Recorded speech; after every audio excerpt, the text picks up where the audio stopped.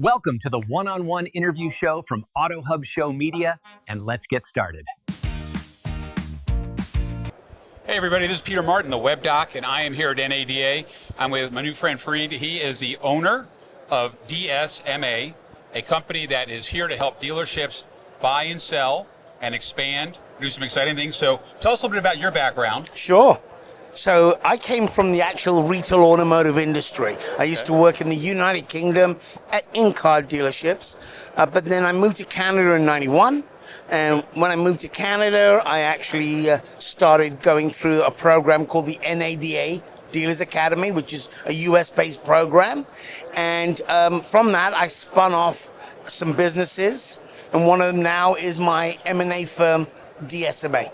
Okay. Now, tell me a little bit about your automotive background, because everybody always wants to know if they're going to get involved with somebody, especially when it comes to something as important as selling their dealership. They want to make sure they're working with somebody that really understands the industry and some of the things that goes on with that. So tell us a little bit about your background. That's a fabulous question, and I think every dealer that I've ever done business with, and we've sold now 551 dealerships, but wow, everyone that 551? Yeah. That's an amazing number. Thank you. That's an amazing, congratulations. And every conversation starts with the dealer, tell me your background. How are you in a position to help me ascertain the greatest value from my asset? Now, I've worked in sales, I've run dealerships, so I've experienced what it's like to be on that front line. And dealers, if they're going to do business with you, you have to be relatable to their needs, their problems, their challenges. And I've worked and run stores, so I've not been where they are because I've not invested millions like they mostly do, but I've actually worked it, so I really have understood the pains that they go through. So when they tell me their challenges, I can relate, and they know that I can relate. And my team of 70 people all come from the automotive industry. They come from banking, manufacturer, retail. So we have people in our organization that can add real value to a dealer. So for a lot of dealers today, they're looking at possible exit strategies. Yes. And I know there's a lot of things that you go through with your clients to help them prepare their store to get the highest blue sky. Tell us a little bit about some of those things that you do to help them position their store to get the most value when they go to sell. So thank you for the question. So look, at the end of the day, most dealers' greatest asset and value is their dealership. They may have investment portfolios, but their greatest asset is. What's really interesting that dealers face is that they don't really know on a day-to-day basis what their business is worth in the current market. So we have 7 CPAs in our organization. We do about 450 dealership evaluations a year. So we really can pinpoint the actual current value of a dealer in two values. One value, what I call the wholesale value, which dealers understand, that's their cost, and what the retail value of that. In other words, what is your business worth on the market today? Okay. And that's what dealers look to us. They go, well, how much are you going to get me for my business? And you really need a lot of science behind that, and hence that's why I have a large valuation team. So typically, if I'm a dealership owner and I'm thinking about selling my store, maybe not right now, but maybe in the future, what is something that you would recommend that I look at and something that I should do to prepare for that? Great. So I think that dealers today, if you know, the average age of a car dealer today is 70.6 years of age.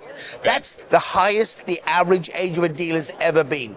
So what they would need to do is they would need to be able to help us put a value on their business. But then from that point on, it's just like a good used car maybe. A good used car needs detailing. Exactly. It needs reconditioning. We can point out those areas that they need that in for them to maximize the value of their business. So if I understand correctly, so you're telling me that you don't just come in and say, hey, we're going to sell your place. You're going to come in, you're going to spend some time with the dealer.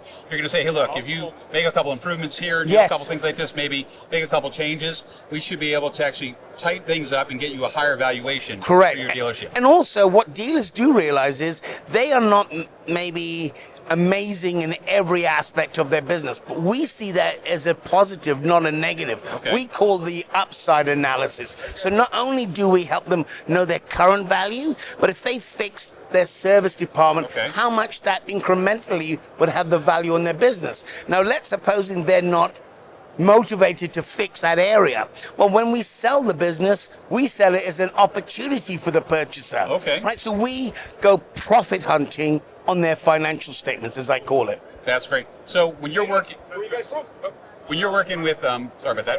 When you're working with buyers, you're also sitting with the buyers, you're talking with them, and you're actually going to explain to them, hey, here's a couple of areas in this particular store where you see an upside, so it gives them a better idea of what they can do once they do buy the store. Correct. So when we do take a dealership to market, we prepare a prospectus, which really answers for any prospective purchaser about 90% of their initial questions. Okay. And we're very detailed. One thing I will tell you, I never take a dealership to market at a price that I can't get. In other words, I don't overvalue dealers, and then all of a sudden I'm stuck and no one's buying the dealership. And that sometimes is a hard pill for a dealer to swallow, meaning some dealers go, oh, well, I'd love $10 million. But if our assertion is $7 million, and we know the market, and if they say, well, I want 10, we don't take it to market.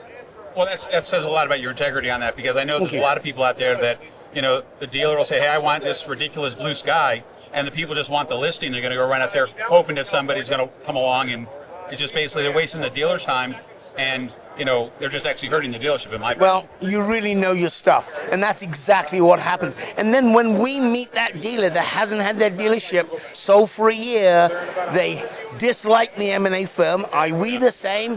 So sometimes, and I tell you, dealers get deal fatigue. If their business, when they've made that mental jump, they're going to sell, they want to do they want to do it now. Exactly. It's like, it's a now business. And you overvalue a dealership, all you're in guaranteeing that client is disappointment. Now, let me ask you a question about your experience. You've been doing this for a long time. You've got a lot of experience. What is one of the mistakes that dealers make when they go to pick somebody to help them sell their dealership? What's one of the things that dealers should always be aware of and think about before they go sign on that dotted line? If somebody looks at your financial statements as a dealer and looks at the bottom right-hand corner for the net profit, says, oh, I can get you $7 million, walk the other way, because they've not done their homework. Exactly. It's a science business, and you've really got to put a lot of science in it, and you've got to have track record that a dealer can go, okay, so I see you've got a history selling a Chrysler store. So I think the mistakes that they make is they get attracted by a large number that really will never transpire. Exactly. One last question for you, because I've been watching a lot of dealers sell. What do you recommend the dealers? Because a lot of dealers take a lot of their assets, their boats, their toy cars, their jet skis, and they keep them they buy them through the dealership. Right. And what do you recommend dealers to do with those things before they get ready to sell the dealership? Do you recommend that they try to get them off the balance sheet and keep them separate? Or how do you recommend that they actually handle that? So before we take a dealership to market, if we do, through our analysis, recognize they have a boat in their parts department, that's typically where they hide them. Exactly. We say, look, there's no way I'm going to get you your parts value because $400,000 of a boat. It's got to go. Yeah, now that's got to go. That's right. But they still want the parts value and they want to keep the boat. So we don't think it's fair to our clients to go to a market that is going to give them a lot of hassle when a buyer comes. So we look out for those problems. We're going to say to them, listen, if a dealer that's buying a store looked at this aspect of your business, they're not going to buy that. They're not going to buy it. So you're going to have to do something about it. Yeah. So we are the bearer of bad news sometimes as well. Well, that's good. That's good. Well, hey, it has been a pleasure. Hey, thank you, my friend. It's very obvious that you know what you're doing. You've been doing this for a long time. I appreciate this is that. Peter Martin, the Web Doc. I highly recommend if you're thinking about selling your store, give them a call. Talk to somebody, let them help you do it the right way to protect your value and your dealership. Thank you, Peter. Really appreciate it. Thank you. Take Appreciate care. your time. Thank you for helping the industry get better today live.